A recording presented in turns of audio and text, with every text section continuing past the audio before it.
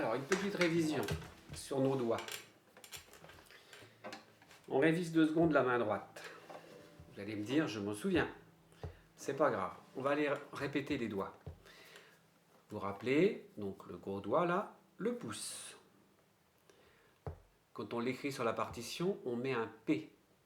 P pour pouce. Le doigt qui montre. L'index.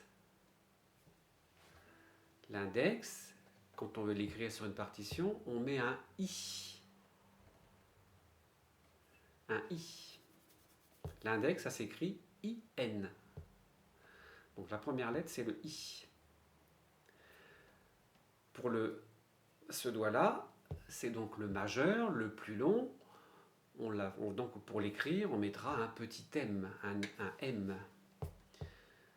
Et pour le dernier, celui-ci, c'est donc l'annulaire.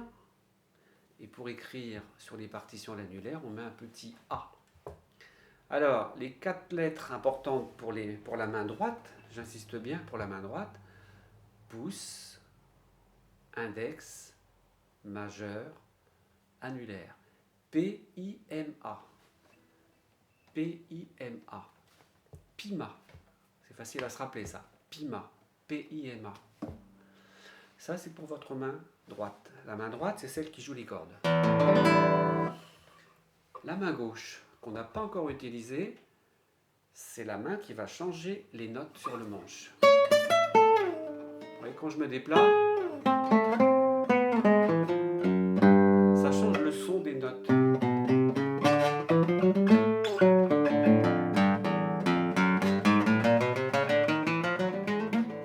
Donc, cette fois-ci, bien sûr, on a les mêmes doigts. Les doigts n'ont pas changé. Mais par contre, on va les nommer autrement. La main droite, ce sont des lettres, P-I-M-A. Pour la main gauche, ça va être des chiffres. Le pouce, déjà, premièrement, il ne compte pas. Le pouce, son emplacement, ce sera sous le manche. Donc, normalement, on ne doit pas le voir. Ce qui va jouer, c'est les doigts qui sont là. Vous voyez, les doigts là. Alors, le doigt le plus haut, donc notre index, c'est le doigt numéro 1. Celui-là, c'est le doigt numéro 2. Celui-là, c'est le doigt numéro 3. Et celui-là, c'est le numéro 4. Donc, on a nos 4 doigts. 1, 2, 3 et 4. Vous voyez? 1, 2, 3, 4.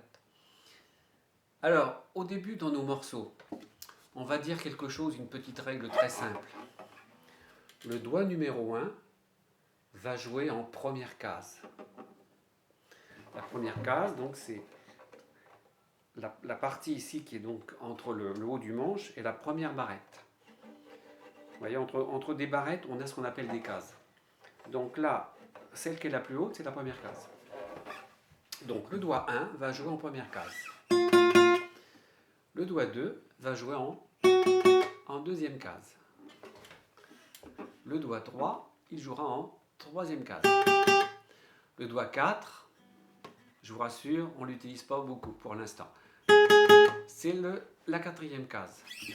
Pour l'instant, ce qui va nous intéresser réellement, c'est le doigt 1, le doigt 2 et le doigt 3. Avec ces 3 doigts, on va apprendre beaucoup de choses. Et cette fois-ci, on va commencer à apprendre à utiliser un doigt.